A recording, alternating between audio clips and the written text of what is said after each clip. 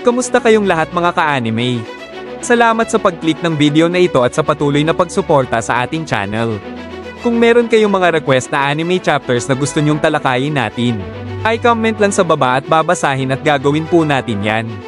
Anyways, back to topic muna tayo.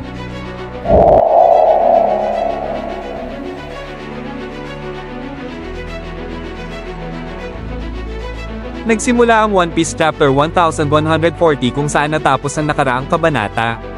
Sa huling pag-uusap nila, sinabi ni Gaban kay Luffy na kung nais niyang makuha ang susi, kailangan niya itong labanan.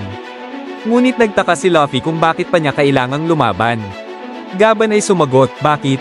Hindi mo ba kaya? Dahil dito, naprovoke si Luffy at agad siyang bumaba upang harapin si Gaban. Habang pababa, naalala ni Zoro ang sinabi ni Colon tungkol sa lakas ng kanyang ama na ngayon ay malinaw ng si Gaban ang tinutukoy. Sinubukan ni Luffy kunin ang susi gamit ang kanyang mahabang braso, ngunit madali itong naiwasan ni Gaban. Paulit-ulit na sinubukan ni Luffy, ngunit hindi niya ito mahuli. Sa kalaunan, sinabi niya kay Gaban na kailangang palayain si Loki. Sumagot si Gaban na kung ganoon, kailangang makuha niya ang susi mula sa kanya. Napaisip si Luffy, naging seryoso ang kanyang mukha at muling tinangkang agawin ito. Subalit, hindi lamang umilag si Gaban, ginamit niya ang susi bilang sandata at hinampas si Luffy katulad ng ginawa ni Kaido noon. Nang makita ito ni Road at Nami, nagulat sila. Samantala, si Luffy naman ay nagsimulang mainis. Dito, biglang pinuna ni Gaban ang kanyang straw hat, sinabing mas bagay ito sa kanya kaysa sa helmet na suot niya. Sagot ni Luffy, pinagkatiwala sa kanya ni Shanks ang sombrero. Medyo nadismaya si Gaban at tinanong kung bakit pinagkatiwala lamang at hindi ibinigay mismo. Sumagot si Luffy na dahil kay Shanks, ito ay isang kayamanan.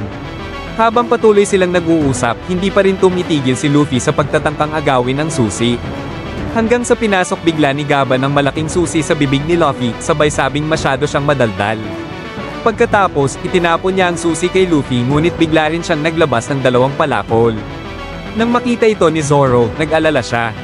Bumuelo si Gaban at nagpakawala ng slash waves patungo kay Luffy. Dahil alam ni Zoro kung gaano ito kadelikado, sinigawan niya si Luffy upang umiwas. Ngunit huli na ang lahat, kaya tumalon siya upang salagin ang atake na naging sanhi ng pagkasira ng isang bahagi ng kastilyo. Nakita ni Nami at Road ang pangyayari at nakaramdam ng takot. Sa sumunod na eksena, isang mas seryosong Luffy ang lumitaw, nag-transform siya sa Gear 5, habang si Zoro naman ay handa na rin sa laban, inilabas ang kanyang tatlong espada. Napabilib si Gaban sa hitsura ng Gear 5 ni Luffy. Ngunit bago pa magsimula ang totoong labanan, biglang binitiwan ni Gaban ang kanyang mga palakol at nagdeklara ng pagsuko. Napahinto sina Luffy at Zoro, parehong dismayado. Ngunit agad na sinabi ni Gaban na nagbibiro lamang siya. Sumagot si Luffy na hindi dapat gawing biro ang ganitong bagay dahil maaari itong makamete. Sa huli, ipinagkatiwala na ni Gaban ang susi kay Luffy. Biglang sumingit si Road, tila may naisibunyag tungkol sa totoong pagkatao ni Gaban, ngunit pinigilan siya nito. Pagkatapos, sinuot ni Gaban ang kanyang sombrero at kapa at naghahanda ng umalis. Bago siya umalis, sinabi niya kay Luffy na kung aalis sila sa Elbaf, dapat nilang hanapin siya. Naiinis pa rin sina Luffy at Zoro, habang si Gaban naman ay nakangiti at tila may naalala mula sa kanyang pag-uusap kay Shanks. Napaisip siya kung dapat ba niyang pagkatiwalaan si Luffy. Ngunit ayon kay Shanks, wala siyang dapat ipag-alala. Biglang lumipat ang eksena sa Walrus School kung saan may napansin ng ilang bata, isang kakaibang ibon. Tinuro nila ito sa kanilang guro na si Ange, ngunit nawala ito bago pa niya makita. Ang ibon pala ay ginagamit ni Shamrock at Ganko, at ngayon, sila na ang naging focus ng eksena. Sa di kaliwang bahagi ng Walrus School, nagpakita si Ganko at gumamit ng Black Circle Star upang mag-summon. Dalawang silhouette ang lumitaw at unti-unting na-reveal. Ang una ay si Saint Summers, isang miyembro ng Holy Knights mula sa Shepherd family. Nakasuot lang siya ng sando at boxers, nakaupo sa trono, at may kausap sa Denden Mushi. Lumilitaw na tinatawagan siya tungkol sa pagpunta sa Elbaf, ngunit bigla siyang nasamon ni Ganko, kaya ganito ang kanyang kasuotan. Nang makita ito ni Ganko, bigla siyang napatalikod, tila nahiya. Ang pangalawang karakter na sinomen ay si Saint Gillingham, na tila may anyong kirin. Katulad ng mga Celestial Dragons, nakasuot din siya ng kasuotang mukhang pang-astronaut. Ang kanyang katawan ay normal, ngunit ang kanyang leeg at ulo ay tila isang mythical beast. Napagtanto ng dalawa na nasa Elbaf na sila.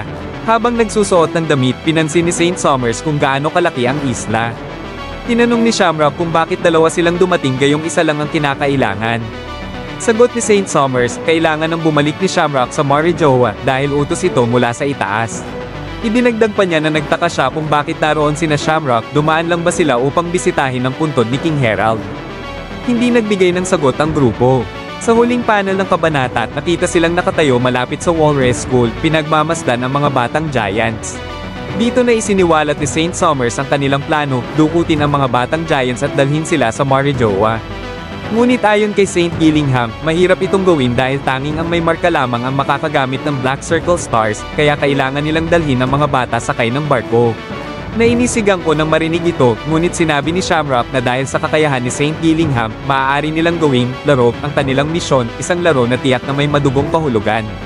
At dito na nga nagtatapos ang ating full summary ng chapter 1140.